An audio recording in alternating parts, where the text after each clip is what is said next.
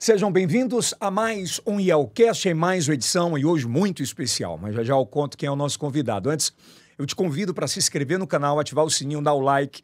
É muito importante para que todas as plataformas, tanto TikTok, Quai, Facebook, YouTube, os shorts do YouTube recebam cada vez mais, ou enviem cada vez mais o nosso conteúdo para você aí do outro lado da telinha do celular. Nosso muito obrigado pelos mais de 23 milhões de amigos que assistiram os nossos cortes no último mês. Muito obrigado de coração mesmo por essa evolução cada vez mais do conteúdo autoral aqui do IELcast e da IEL TV, tá bom? Olha, agradecer aos nossos patrocinadores que aparecem aqui atrás que nos ajudam a realizar semanalmente os nossos podcasts. Hoje é um bate-papo honroso para esta casa, que é a Estação I. Um dos homens mais renomados e respeitados do judiciário, não só piauiense, mas brasileiro. Ele é do Piauí para o mundo.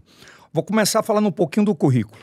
Nasceu em Santo Antônio de Lisboa, em 5 de julho... eu não vou falar a data para não revelar a idade, né? Especialista em Direito Processual pela Universidade Federal do Piauí, mestre em Direito Constitucional pela Faculdade de Direito de Lisboa, em 2015. Ainda tem desembargador do Tribunal de Justiça do Piauí, presidente 2 vezes, é bom que se diga. E é uma honra receber, porque ele, desde 2016, tem revolucionado a alta performance do judiciário piauiense. Eu recebo com muito carinho o corregedor do Tribunal de Justiça do Piauí, nosso querido desembargador Ivan Lopes. Seja bem-vindo, desembargador. Que honra recebê-lo aqui. Eu que agradeço o convite. Estou surpreso com as instalações, o desempenho aqui da sua empresa e principalmente com o alcance, né, que os senhores têm conseguido com esses podcasts que têm sido realizados aqui esses no cortes, né, desembargador? Isso, são esses. Como tudo mudou, né, desembargador? A comunicação, antes você falava numa rádio para 100 mil pessoas, hoje de casa se atinge 1 milhão e não tem uma torre, tudo mudou, né? Hoje houve uma revolução, aquilo que nós chamamos na comunicação. Esses conteúdos, por exemplo, eram produzidos pela TV tradicional, pela rádio ou pelo jornal escrito. E hoje, quem veicula não é quem produz. É verdade. Né? Os senhores fazem a produção, a veiculação é feita pelas plataformas digitais. Eu acho que a gente podia começar, antes de falar do tribunal, justamente falando sobre internet, sobre as big techs, né? Há uma discussão no Brasil muito grande, o senhor tem uma grande bagagem para falar sobre isso. Tem 2 terminologias que são usadas hoje, né? A regulação ou a regulamentação das big techs.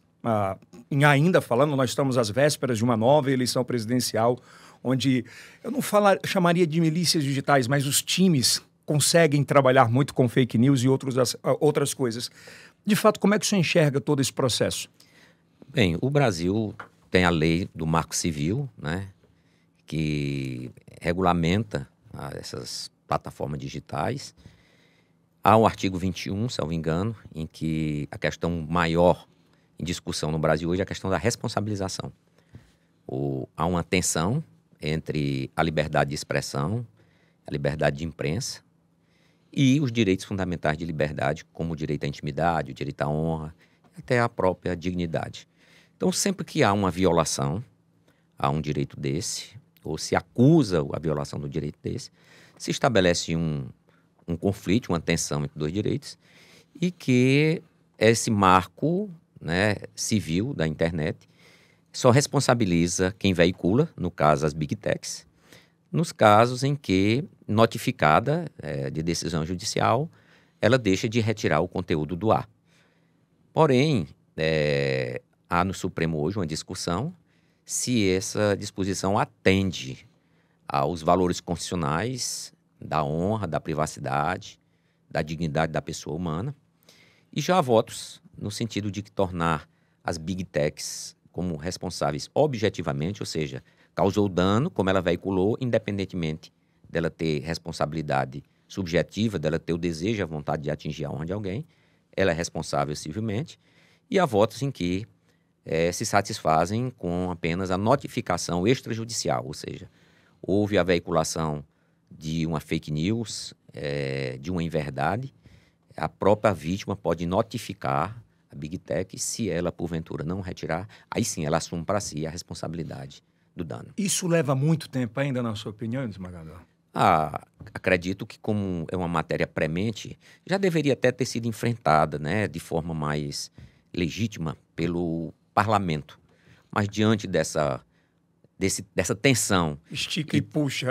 e da tensão e da omissão do parlamento, que já chegou a pautar o projeto de lei, mas retirou, creio que o Supremo, antes das eleições vindouras, que acontecerão no próximo ano, deverá concluir o julgamento. Tem um ditado que diz que o poder emana do povo, né? E muito se fala no Congresso Nacional que quem deve resolver essa questão das big techs é aqueles que foram eleitos pelo povo, deputados federais e senadores. E aí há quem defenda que o Supremo... Mas, de fato, o porquê que existe esse chica e puxa entre Câmara Federal, Senado Federal e o STF em relação a isso? Seguinte, é verdade. O artigo 1º da Constituição Federal diz que todo poder emana do povo e será exercido através de seus representantes. Seus representantes são aqueles que são eleitos nas urnas. Eles são o legítimo representante do povo. Eles que estão autorizados a legislar. Certo? Então, não está errado se afirmar que o parlamento é quem cabe legislar. Por vezes, porém, um juiz que não foi eleito pelo povo, então aparentemente ele não tem legitimidade, ele termina para garantir um direito fundamental, né, seja ele de liberdade, um direito fundamental social, termina por suprir uma omissão do parlamento, né, e isso é também igualmente legitimado, porque o juiz busca a sua legitimação no próprio texto constitucional, porque cabe ao Poder Judiciário preservar a chamada força normativa da Constituição Federal. Imagine assim, só a título de exemplo, que amanhã ou depois o parlamento aprove uma lei que discrimine razão de cor, de raça, né? Uma discriminação de minorias. Que caberá, então? Evidentemente que é o juiz, que é o Supremo Tribunal Federal, que tem a última palavra. Então, em situações tais em que os direitos fundamentais que estruturam o Estado Democrático de Direito brasileiro estiver em risco, né, o Supremo Tribunal Federal e o Poder Judiciário está legitimado a agir sem que isso implique a violação à separação dos poderes. A gente tem ideia do que tem acontecido no Brasil inteiro por conta da polarização, né? Então, assim, é um controle de narrativa da direita, um controle de narrativa de esquerda, e com todos esses controles, os ataques aos poderes, como o STF. E cada vez mais, aquele que é leigo passa a acreditar em informações infundadas contra o Supremo. Isso é muito ruim, né? Olha, nós tivemos 2 momentos distintos na história recente do país. Primeiro foi aquela tensão que houve no governo passado da República, em face do Supremo Tribunal Federal. Ele iniciou lá com a fase da Covid, com aquele episódio da Covid, e perpassou por outras fases, como das fake news, durante o período eleitoral da campanha passada. E nós chegamos ao ponto de um presidente da República dizer que não cumpria as decisões do Supremo Tribunal Federal, ou pelo menos de um determinado ministro. Então, entra em ação aquilo que já existiu em outras democracias pelo mundo, como na Alemanha, né? O que acontece? São regimes autoritários que se valem do processo aparentemente democrático, e às vezes até democrático, para ofender a própria democracia ou deslegitimar instituições, como o Supremo Tribunal Federal, como a magistratura. Nestes casos, se adota a chamada democracia militante, ou, melhor dizendo, democracia defensiva, em que as instituições democráticas, dentro de um Estado de Direito, terminam por adotar posturas que, em tese, seriam inconstitucionais, como violação ao devido processo legal, né? Como a invasão aparente de competências legislativa ou executiva, mas para preservar a própria instituição da democracia. Ou seja, se não fosse aquela ação do Supremo Tribunal Federal, a nossa democracia estaria em risco e o nosso Estado de Direito estaria em risco. Então, eu entendo como legítima também essas atuações do Supremo Tribunal Federal, embora, com a minha formação constitucional, que eu fiz na Europa, em Portugal, eu tenho um espírito de juiz anti-ativista ou de autocontenção. E tem juiz ativista? Eles chamam de proativo, né? Mas há situações em que nós vislumbramos realmente a atuação ativista do magistrado, né? Quando o magistrado quer adotar políticas públicas, certo? Quer assumir políticas públicas que são próprias do Executivo e do Legislativo, aí sim se afigura uma situação de ativismo, mas que não é aquela em que se descreve nos episódios em que houve a tensão entre o Executivo e o Supremo Tribunal Federal. Desembargador, pela sua experiência no Judiciário, que não é pouca e é muita e é vasta, o senhor acha que, infelizmente, nos últimos anos, o Judiciário tem sido contaminado pela política de alguma forma? Pois é, e as pessoas pensam, né, e vê isso como um favor ao Judiciário, como se nós nos favorecêssemos disso. Ao contrário, nós somos levados para um tipo de debate e que nós não fomos preparados para isso, que é o debate político, público, em que as regras são outras, né? Ou melhor, que as regras são mais flexíveis. Então, um debate que há dentro da política, ela dentro do judiciário, ela é estranha para nós. Nós não temos aquela imunidade que quem tem é o político, o parlamento. Por que nós não temos? Porque nós não nos submetemos ao escrutínio das urnas a cada 4 anos. Então, o ideal era que o judiciário não precisasse se imiscuir em tais situações. Porém, como por vezes, né, o Estado se omite, né, no cumprimento de seus deveres, ora o parlamento em legislar, ora em legislar contra a Constituição, ora o Executivo que atua contrário à Constituição, aí os juízes, a magistratura, o Poder Judiciário, melhor dizendo, é obrigado a se imiscuir nesse debate nacional e entrar como garantidor, como eu disse, da força normativa da Constituição Federal. Mas tudo isso adveio também da vontade popular, que elegeu um parlamento constituinte que redigiu um texto constitucional que tem que ser respeitado por todos. Então, não é vantagem nenhuma para o Poder Judiciário participar desse debate político.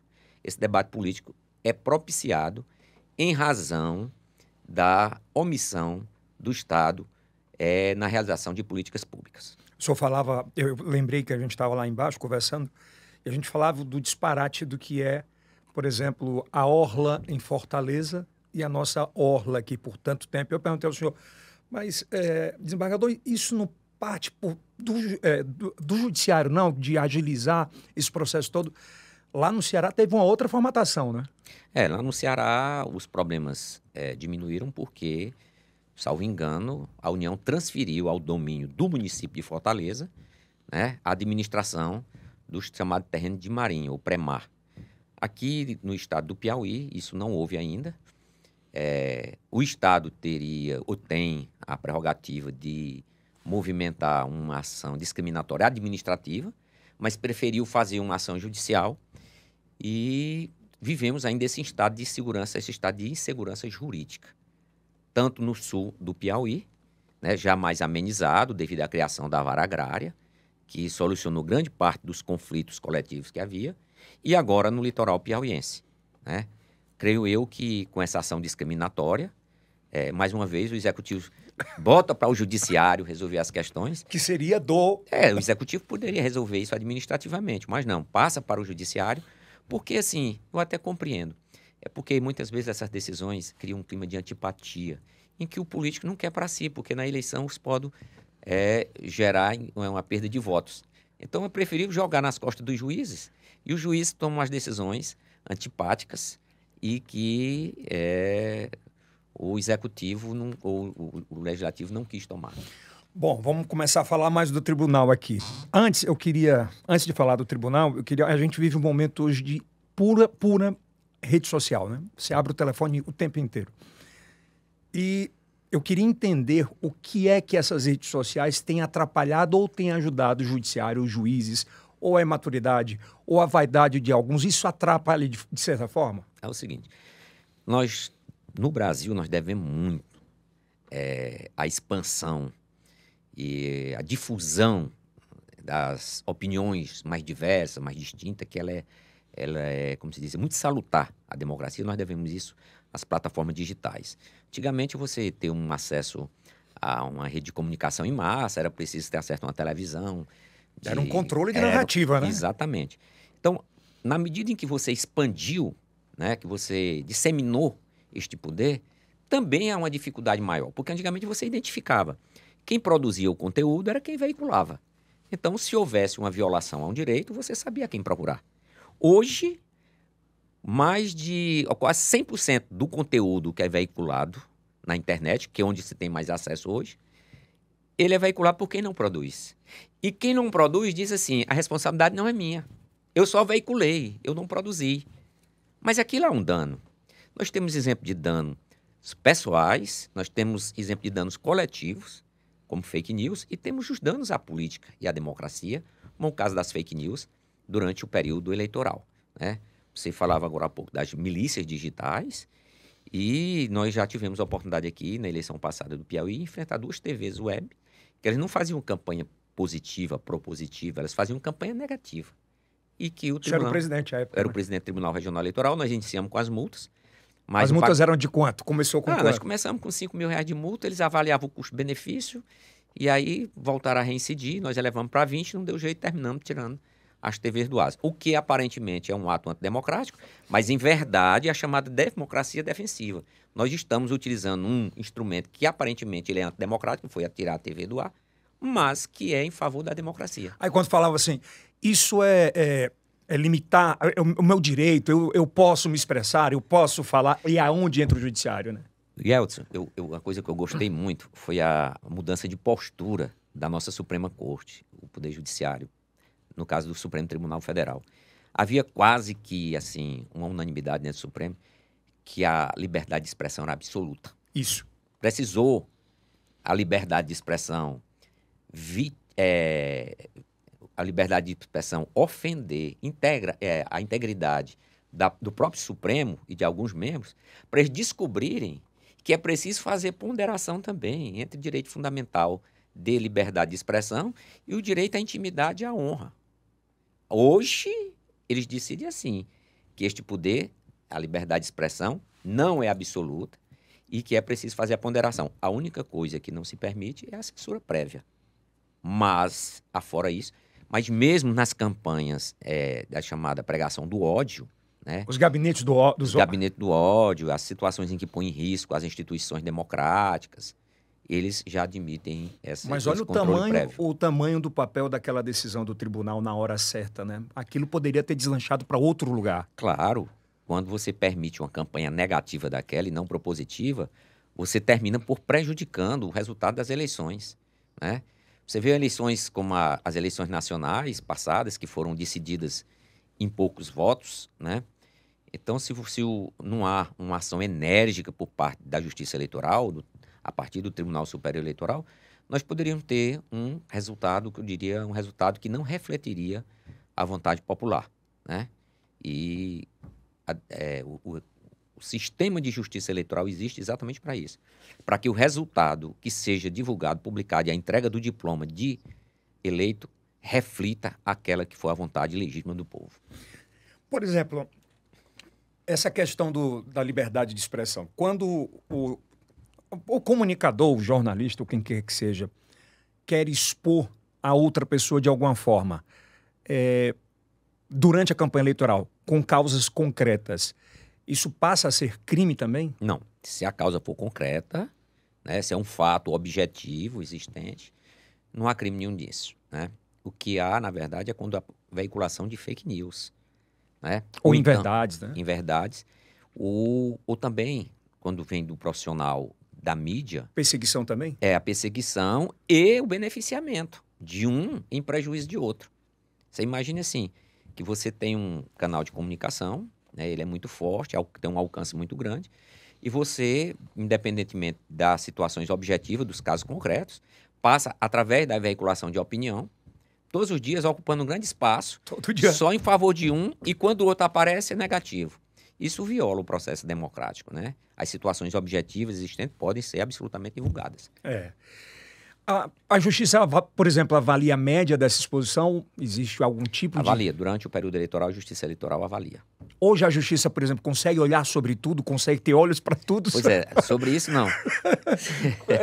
Não tem como, porque não tem como fiscalizar tudo. Em qualquer lugar do mundo, você com o celular hoje e a internet, você consegue... Você gera conteúdo. Gera conteúdo, então é praticamente impossível. É por isso que o Supremo Tribunal Federal vem tentando, diante da omissão do parlamento, a regular essas plataformas digitais. Mas consegue julgar de maneira rápida, né? Não, aí a Justiça Eleitoral é uma justiça especializada, ela age com rapidez, inclusive porque o processo é mais sumário.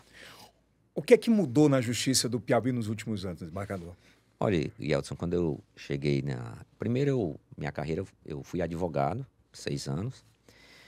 Ingressei... Importante para ter a experiência necessária, né? 6 anos de advocacia, que nós chamamos do outro lado do balcão. Qual era a área mais específica? Eu advoguei para bancos, foi o que eu advoguei na época, o Banco Nordeste, né? E na área empresarial. Depois, quando assumi o Ministério Público, eu passei um período no interior, como promotor de justiça. Depois vim à capital. Sempre muito ativo. E assumi por 10 anos a chefia da Procuradoria Judicial, ou seja, eu assessorava o Procurador-Geral nos processos que tramitavam na Justiça Comum. Foi em 2009 que eu fui acessado ao cargo de Tribunal de Justiça do Piauí, desembargador, pelo 5º do Ministério Público, e 7 anos depois eu já fui eleito presidente. Então, o que eu identifiquei é que naquela época nós tínhamos uma deficiência estrutural dentro do Poder Judiciário. Nós tínhamos deficiência estrutural nas instalações físicas, nós tínhamos deficiência estrutural nos recursos humanos e tínhamos também no tecnológico. Nós procuramos suprir essas deficiências. Estava na UTI. Estava. A situação não era fácil, não. Pra você ter uma ideia, um ministro-presidente do Supremo Tribunal Federal e do CNJ esteve no Piauí e encontrou a porta de um juiz calçada com uma pedra. E isso foi objeto de comentário nacional. Nossa. Nós, quando assumimos, eu já disse isso, nós tínhamos... Mas tudo isso por conta da inércia de não querer se resolver ou eram composições? Não, havia também um déficit grande de orçamento. Eu até comentei com vocês que eu comprei uma briga na época com o OAB e com o então presidente Chico Lucas. Hoje já desfizemos esse mal-entendido. Tá tudo ok. Tá tudo ok. Mas como é que foi o episódio? Não, o episódio é o seguinte... Primeiro o porquê e o episódio. Quando eu assumi a presidência do Tribunal de Justiça, nós tínhamos um fundo de reaparelhamento do Poder Judiciário, que assim, o orçamento do tribunal, 95% vai para a folha de pagamento. Sobra 5% para manutenção do Poder Judiciário, água, luz, terceirizado e tudo mais. Então, o orçamento do Estado não dava para nada. O que nós tínhamos para fazer de investimento é o que vinha do fundo de reaparelhamento. Esse fundo, ele é constituído pela taxa judiciária, né, que é o que as partes pagam, né, quando o advogado vai ajuizar a ação, e a contribuição que os cartórios dão sobre a receita dos cartórios. Isso era muito baixo, a gente arrecadava 3 milhões por mês. E eu tomei 2 frentes para incrementar essa receita. A primeira delas, aprovamos no plenário do tribunal com meus colegas um projeto de lei em que elevava o valor das taxas judiciárias e também os emolumentos dos cartórios, né? A contribuição dos cartórios, que era 10%, passou a ser 20%. Dobrou. E nós saímos de uma receita de 3 milhões para 9 no mês triplicou seguinte. Já. E também nós nomeamos os auditores que passaram a fiscalizar a parte dos cartórios. Muito cartório tinha a receita, até declarava, mas não recolhia ao fundo. Oxe! Era assim que a coisa funcionava.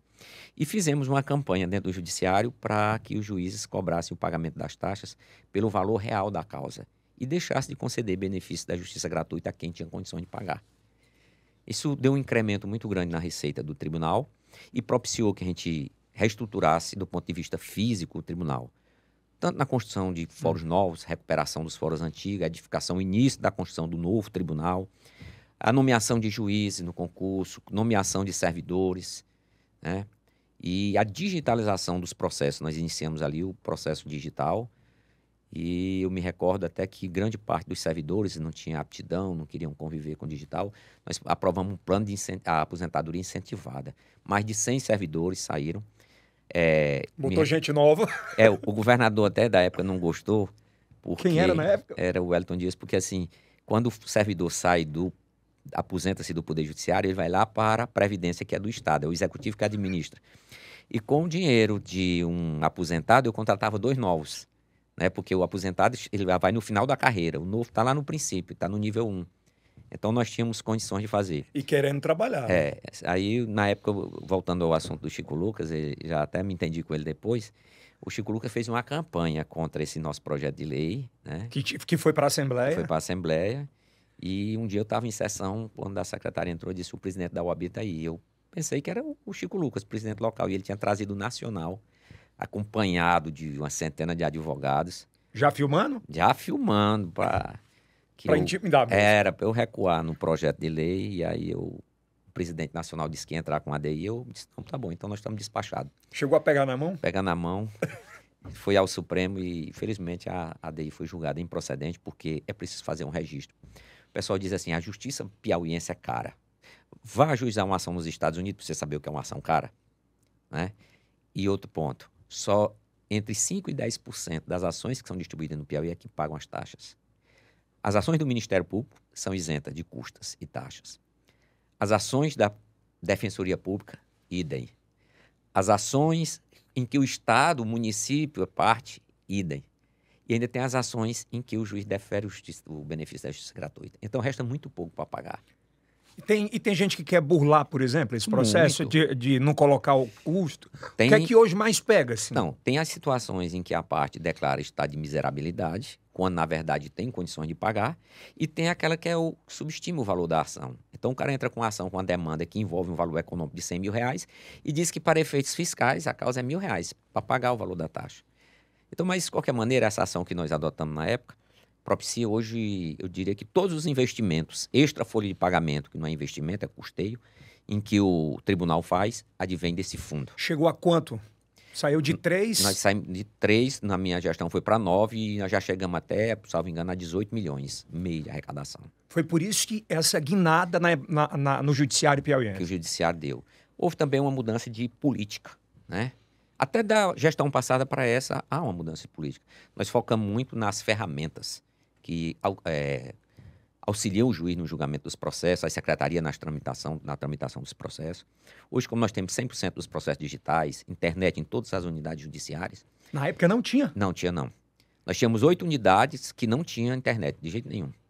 8 unidades. E o contrato que nós mantínhamos com a operadora na época previa todas as unidades. Foi preciso instaurar um processo administrativo. Tinha o contrato, mas não tinha nem a fiscalização. Tinha, não. Aí eu instaurei um processo contra a operadora e ela terceirizou, mas botou nessas 8 como unidades. Né? Era a situação. Então, assim, hoje nós vivemos outra realidade. O servidor nosso hoje faz a qualificação, nós temos uma escola que funciona bem, os juízes, e também nós temos ferramentas como o MAT, né? Identifica os processos que estão em meta. Hoje nós temos um diagnóstico. Antigamente ele trabalhava como um médico que não tem os exames do paciente. Era no escuro. Era no achismo. Era assim, uma avaliação clínica. Hoje não. Hoje, eu abrindo o portal do Tribunal de Justiça do Piauí, eu tenho condição de dizer em cada unidade quantos processos nós temos no estoque, quantos foram distribuídos no último mês, quantos o juiz julgou, quantos baixou, quantos estão no gabinete do juiz sem movimentação há 100 dias e quantos processos também estão sem movimentação na secretaria há mais de 100 dias. Então, hoje nós temos uma transparência, 100% de transparência na tramitação dos processos. Preocupa o senhor, por exemplo, como corregedor, colocar definitivamente os juízes para acelerarem os processos, para trabalharem mais fortemente? Isso lhe traz alguma preocupação? Ou no início, como é que foi tudo isso? Quando eu disse assim que houve uma mudança de postura, porque cada gestor quer imprimir a sua cara, a gestão, né? Nós estamos com o atual presidente, né? Antes mesmo de assumir, nós combinamos que iria focar, né, nessa redução do prazo entre a data do ajuizamento da ação e a data da entrega da prestação jurisdicional. Porque ela não foi assim, nos últimos anos, assim, como elementar. O Poder Judiciário, ele só existe para prestar jurisdição. Não adianta, Yeltsin, nós tirarmos nota 10 em transparência, 10 em tecnologia de informação, tirarmos 10 em governança, se nós tirarmos, como tiramos ano passado, 4,5 em produtividade. Porque aquilo que é objeto... É duro isso. Do judiciário é a entrega da sentença, é a entrega da jurisdição. É a mesma coisa do senhor ter um estúdio com essa eficiência que você tem e você não entregar a informação. Você vive da informação. Nós vivemos da jurisdição. Então não há lógica nisso. Aquela pessoa que ajuizou um inventário, está precisando de um alvará para vender um bem, que espera 4, 5 anos. Aquela pessoa que precisa, né, de um termo de curatela para dar entrada no benefício social, eles não compreendem. E com razão. Por que deram entrada num processo e o processo não chega ao fim? Porque as pessoas que foram vítimas tiveram de um crime de roubo, as pessoas que tiveram um familiar vítima de um crime de homicídio. Pra você ter uma ideia, os processos de homicídio aqui em Teresina, para ser julgado, duravam mais de 3.000 dias. Hã? Mais de 3.000 dias. O cara já estava solto. Não, todos soltos, aguardando julgamento em liberdade, se não já tivesse preso por outro crime. Nós botamos no foco agora resolver o problema da demora dos processos dos crimes dolosos contra a vida de Teresina. E em menos de 2 meses, agora nós reduzimos de 3.000 dias para 2.080 dias. E a nossa pretensão é, ao final dos 2 anos, deixar que esses processos atendam um padrão de que não ultrapasse 1.000 dias entre a data do fato e a data do julgamento. Nós temos feito isso como? Nós temos oferecido a estrutura, como eu disse, o tribunal oferece a estrutura, mas a corregedoria está cobrando. Nós elaboramos mensalmente a relação das 10 unidades judiciárias que estão com a menor produtividade, menor desempenho no IPJ, e nós notificamos cada uma delas. Isso é exposto também? Também. Tudo é público, hoje é transparente, né? Ah. Isso está no... Por exemplo, os juízes não ficam de nariz torto pro senhor, não? Não, assim, eles até que têm compreendido bem, tanto têm compreendido, para você ter uma ideia, que nós temos unidades que nós fizemos uma notificação no mês de abril, e ao final de abril o desempenho cresceu, melhorou bastante.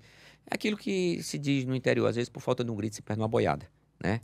Eu acho que o Piauí, nós estamos precisando dar o grito, né? Não é só os juízes, é os juízes, os servidores, né? Inibir também aquela que nós chamamos de litigância antes predatória, agora abusiva, né?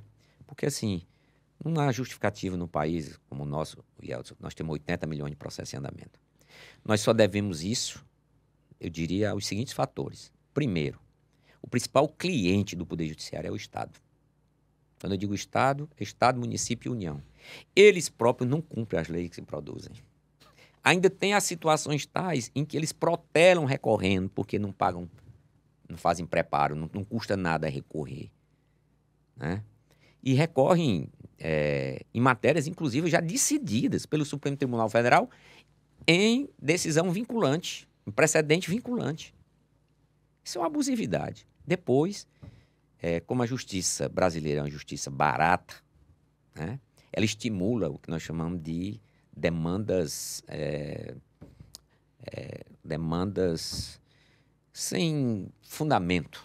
Tipo, né? O cara sabe que vai perder, mas entra. Temerárias. Ele joga o barro na parede. Não vai custar nada. Então, eu vou atrapalhar o juiz, vou atrapalhar...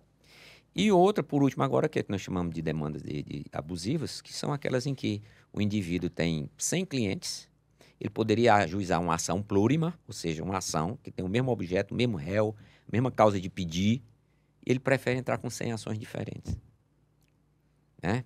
Então, essas coisas nós temos que combater. Como combater? Nós temos identificado. Por isso nós temos uma ferramenta chamada Júlia hoje, que ela identifica essas situações. Em situações que é um IA, né? Isso. É uma inteligência artificial.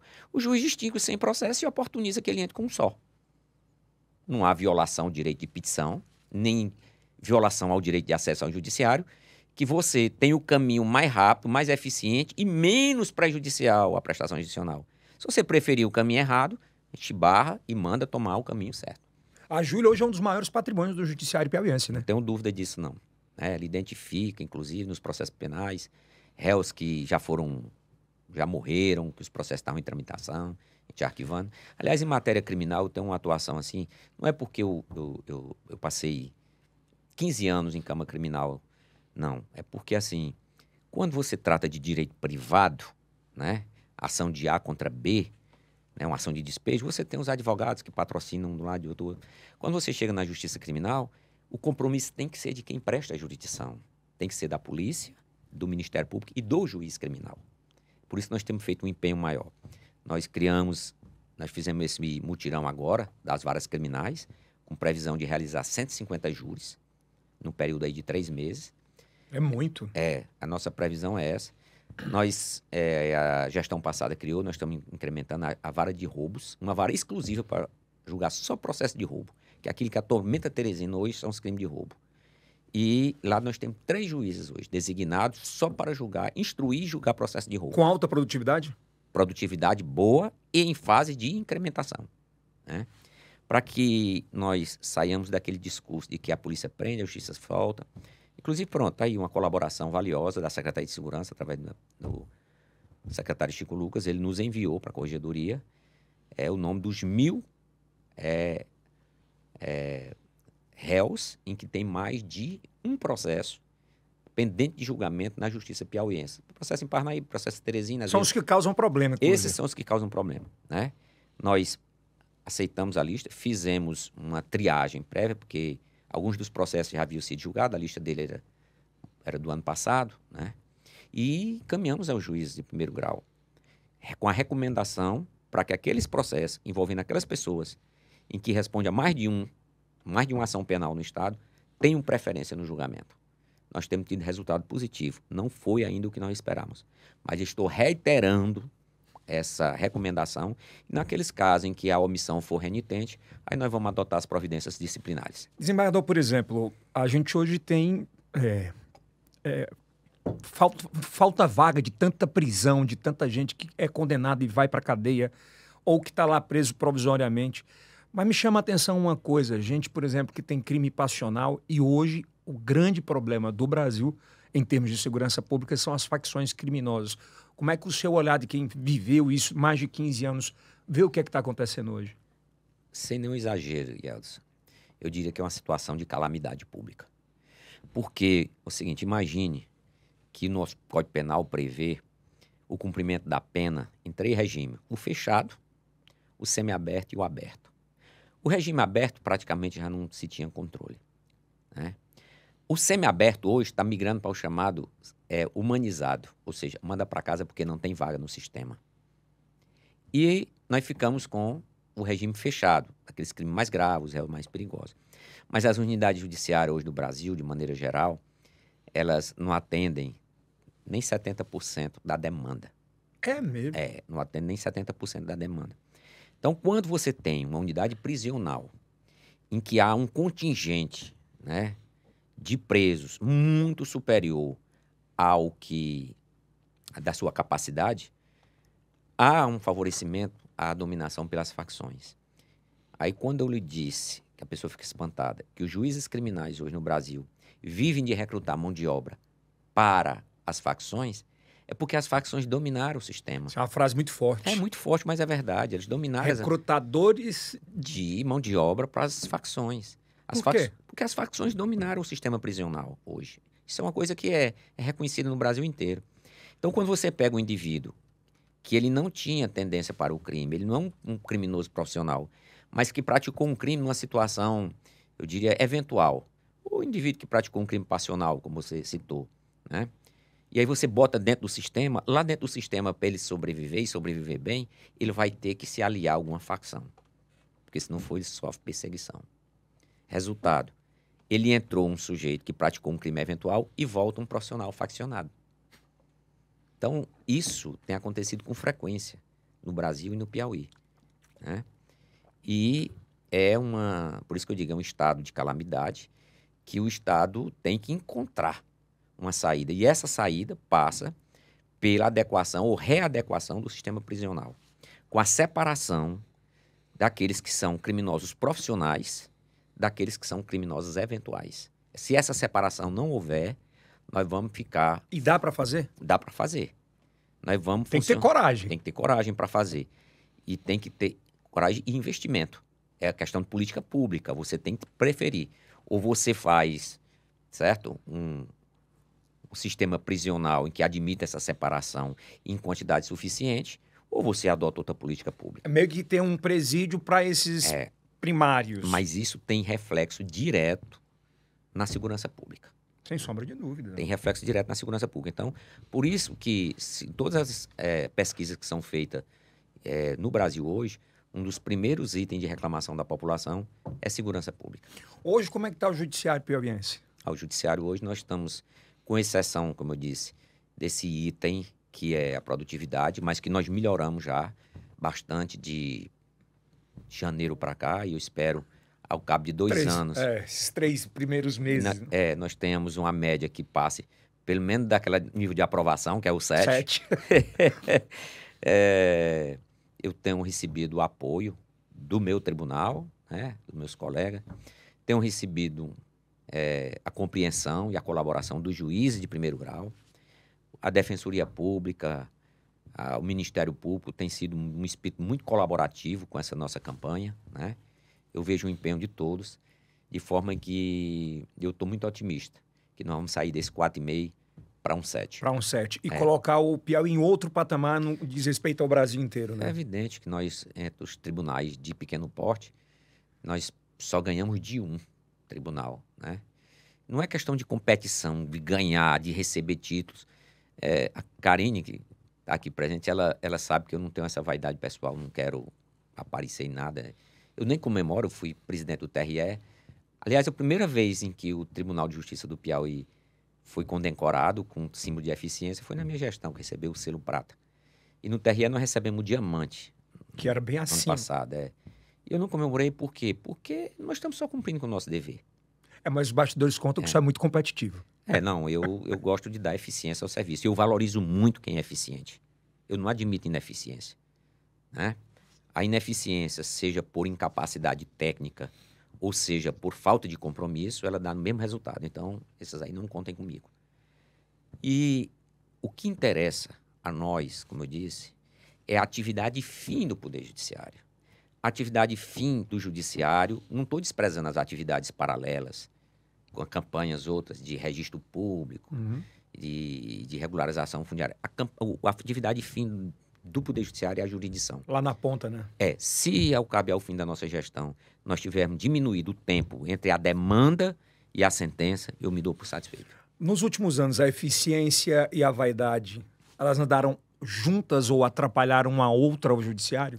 Não, as redes sociais potencializaram as vaidades, né? Então, eu tenho visto assim, não só no judiciário, mas mesmo no meio de comunicação de vocês, na vida do dia a dia da comunidade, eu tenho visto a vaidade como um fator eu diria assim, de conflito, né?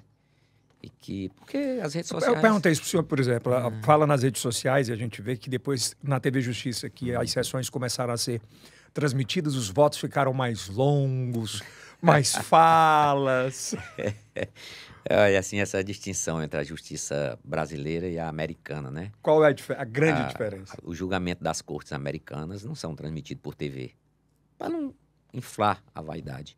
E lá a Corte Constitucional só decide unanimidade. E o voto que é publicado é só a decisão do relator. Aqui não. Aqui, se você tiver 5 votos distintos, todos os 5 vão para o acórdão e vão publicados. Certo? Então, essa aí onde vem que a vaidade termina por prejudicar. Eu não estou nominando ninguém aqui no tribunal, mas a vaidade termina prejudicando a jurisdição. A jurisdição podia ser mais objetiva. A linguagem poderia ser mais fácil, né? Você imagine assim, que você tem juiz que profere uma sentença, que ainda usa latim, que usa terminologia em inglês. O jurisdicionado não quer saber disso, né?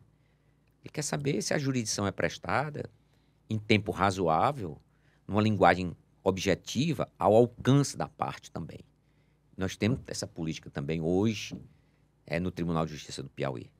Fazer uma sentença objetiva, uma sentença em linguagem acessível. É isso que nós queremos. A gente vem de uma pandemia que passamos aí, e a pandemia nos ensinou muita coisa, inclusive sobre o apressar da tecnologia. O home office atrapalha mais ou ajuda mais hoje o judiciário do Piauí? Ajuda. Ajuda muito. Pra você ter uma ideia, a maior parte das minhas decisões, como a gente trabalha no dia de atendimento, a juízes, as partes, aos advogados, grande parte das minhas decisões eu assino de casa à noite ou na madrugada. Isso é permitido por causa do trabalho que é home office, né? Que é a oficina em casa, o trabalho em casa. Imagine que se tudo isso eu só pudesse fazer no período que eu estivesse trabalhando lá. Como o Tribunal do Piauí hoje trabalha com metas, né? Nós trabalhamos com metas. Você quer ficar em home office? Quer, mas você tem que atender a meta.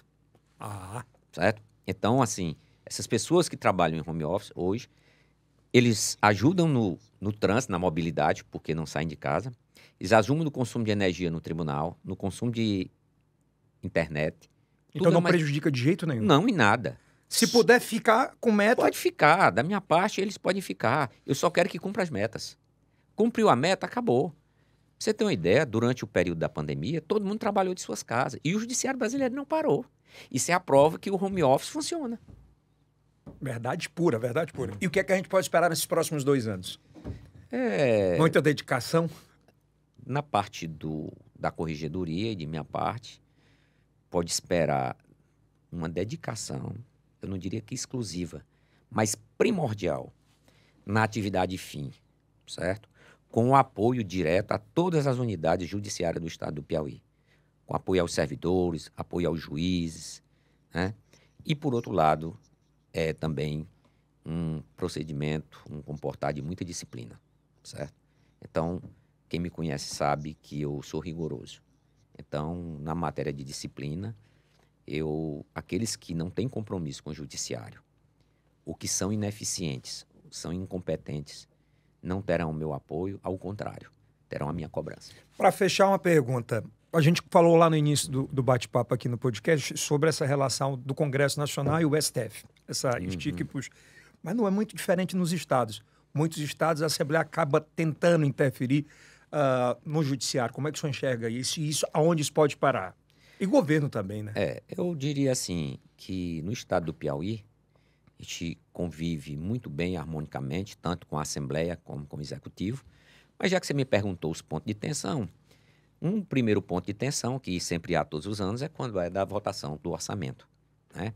Se tendem a planificar o valor do reajuste quando o Poder Judiciário cresceu muito, incrementou muito e está em todas as comarcas. Então, você não pode tratar igualmente os desiguais. Isso não é princípio isonômico. O princípio isonômico é você tratar desigual os desiguais, certo? Esse aí é um ponto de tensão. O governo já enxerga isso como investimento? Não.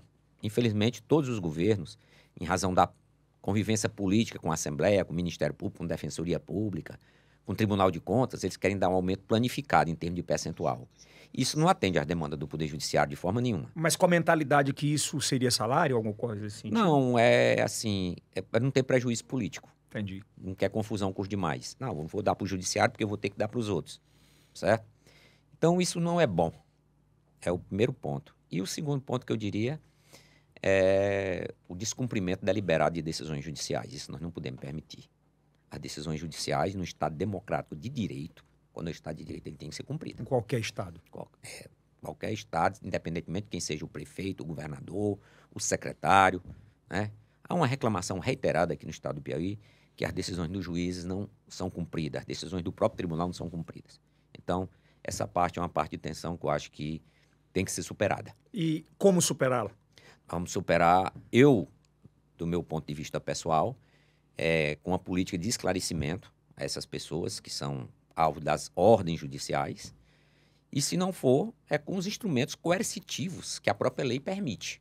Imposição de multa, o cumprimento por terceiros, quando for possível, botando ônus para o Estado e para o município, né? Então, um exemplo típico, né? Fornecimento de medicação, uma política pública de internação. Não deu, o Estado não cumpriu, manda botar no privado e sequestra o valor da conta do Estado e manda pagar. Simples assim. Porque não há outra medida. Como é que faz? Vai ser ineficiente a decisão do juiz? Não, ele tem que ter eficácia.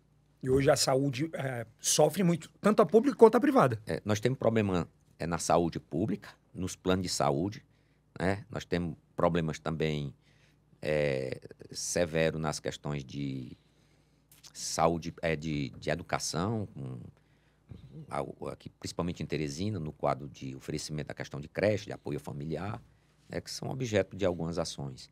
Mas eu creio que, se o Estado até cumprisse voluntariamente, nós teríamos um número menor de demandas. Desembargador, que honra receber o senhor aqui. Espero mais vezes, né? Para conversar sobre outras coisas também. Espero que o senhor tenha gostado. Foi um bate-papo bastante esclarecedor. Eu que agradeço. Muito obrigado pela oportunidade. Eu tenho muito carinho em recebê-lo aqui. Para mim é uma grande honra. Um projeto tão sonhado, com tanta dedicação, e uma das maiores autoridades do judiciário do Brasil, como eu disse. Receber o senhor aqui para a gente é uma honra. Obrigado. Abraço. Vamos encerrando esse episódio. Até o próximo IELCast do Piauí para o Mundo.